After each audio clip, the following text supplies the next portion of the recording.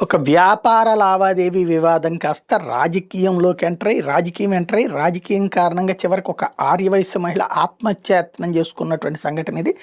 పల్నాడు జిల్లా పిడుగురాళ్ల పట్టణానికి చెందిన కోడి శ్రీనివాసరావు మరో వ్యక్తితో కలిసి ధాన్యం వ్యాపారం చేశాడు. వ్యాపారంలో కోట్లలో నష్టాలు వచ్చాయి. అప్పులు ఇచ్చిన వాళ్ళంతా టీడీపీ నాయకులు కనిగిరి శ్రీనివాసరావు, చిన్న సుబ్బారావుతో పాటు మరి కొంతమంది దగ్గరికి వెళ్ళారు. కోడి శ్రీనివాసరావు స్టేషన్కి పిలిచి డబ్బులు ఇవ్వాలని సిఐ శ్రీరామ్ వెంకటరావు ద్వారా బెదిరింపులకు దిగారు. భాగస్వామితో సంబంధం లేకుండా డబ్బులంతా ఇవ్వాలని నిర్బంధించి వేధించడంతో భయపడి చెల్లిస్తామని ఒప్పుకున్నారు. దీంతో శ్రీనివాసరావు అతని తల్లి పేరిట ఉన్న సుమారు 10 కోట్ల విలువైన ఆస్తులను రాత్రికి రాత్రే బలవంతంగా రాయించుకున్నారు. అవి చాలవని మరిన్ని ఆస్తులను తన పేరిట రాయాలని 20 రోజులుగా సిఐ రామ్ వెంకటరావు వేధిస్తున్నారని జ్యోతి ఆరోపిస్తుంది. మహిళను చూడకుండా అర్ధరాత్రులు స్టేషన్కి పిలిచి అసభ్యకర పద్యాలంతో దూషించేవారని వాపోయింది. శనివారం మరోసారి పోలీస్ స్టేషన్కి రావాలని బలవంతంగా తీసుకెళ్లారు. పోలీసులు వేధింపుతో విసిగిపోయిన జ్యోతి తన వెంట తెచ్చుకున్న చాకుతో చేతి మణికట్టు నరాలను కోసుకుని ఆత్మహత్యకు యత్నించి తీవ్ర రక్తస్రావం కావడంతో ఆందోళన చెందిన పోలీసు సిబ్బంది ఆమెను సమీపంలోని ప్రైవేట్ ఆసుపత్రికి తరలించారు.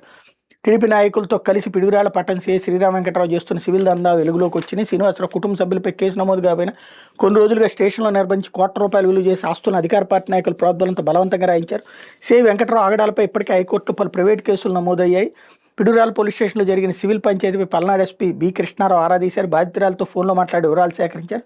సిఐ వెంకటరావు వ్యవహరించిన తీరు వేధింపులను జ్యోతి తెలిపింది.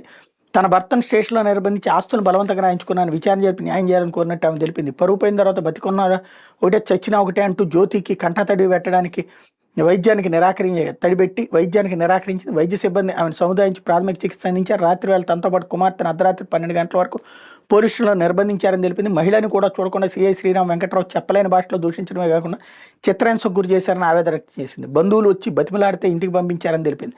తమ కుటుంబానికి ప్రాణహాని ఉందని రక్షణ కల్పించాలని మీడియా ఎదుట బోరున విలపించింది. వ్యాపార లావాదేవీలకు సంబంధించిన డబ్బులు ఇవ్వాల్సి ఉందని ఆర్యవయసులు ఫిర్యాదు చేయడంతో కోడూరు శ్రీనివాసరావును పిలిపించి మాట్లాడేందుకు ప్రయత్నించాం.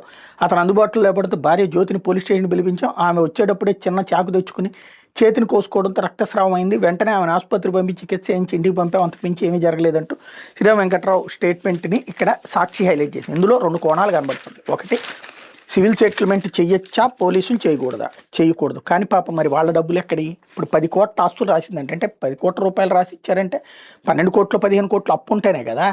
అప్పు అయితే తీర్చట్లేదు, ఎగ్గొట్టేసేసి తిరుగుతున్నారు. మేబీ ఈవిడ లీడ్ తీసుకుని ఉంటుంది. మనం ఎగ్గొడితే ఎవరేం చేస్తారులే, అవసరమైతే కోర్టులకు పోతే కనుక ఈ ఆస్తులు వేరే వాళ్ళ మీద రాసేసి మోసం చేయాలనుకుని ఉంటుంది. అందుకోసం జరిగి ఉండాలి. అయితే ఇప్పుడు ఇతను ఆ కన్సర్న్ వ్యాపారస్తుడు ఎవరైతే వీళ్ళ ఆయన ఉన్నాడో ఆయన అజ్ఞాతంలో ఉన్నాడు అని పోలీసులు చెప్తున్నారు. పోలీస్ కస్టడీలో ఉన్నాడని ఆమె చెప్తుంది. అదేంటో తేలాల్సి ఉంది. ఒకటి నిజం, మోసపోయింది బాధితులు ఆర్యవయస్సులే, ఇలాగ ఇప్పుడు గాయపడిన అమ్మాయి ఆర్యవయస్సురాలే. ఇద్దరు కూడా ఆర్యవయస్సు సామాజిక వర్గం.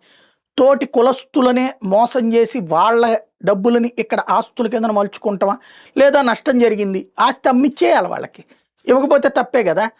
అయితే ఇప్పుడు దీంట్లో ఆమె మహిళ కాబట్టి చేతులు కోసుకుని ఇదిగో ఆర్యవయస్సులం కాబట్టి మమ్మల్ని అన్నటువంటి కోణం చెప్తుంది. అవతల బాధితులు కూడా ఆర్యవయస్సులే అన్నటువంటిది దాచేశారు. ఎట్ ద సేమ్ టైం చేయి కోసుకోవడం ద్వారా ఈ కేసుని ఇక్కడతో ఆపిచ్చేసేసి ఆస్తులకి సంబంధించి మిగతాది పోనీకుండా చూసుకునే ప్రయత్నం చేస్తున్నట్టు కనబడుతుంది ఓవరాల్గా ఈ ఉదంతం చూస్తుంటే.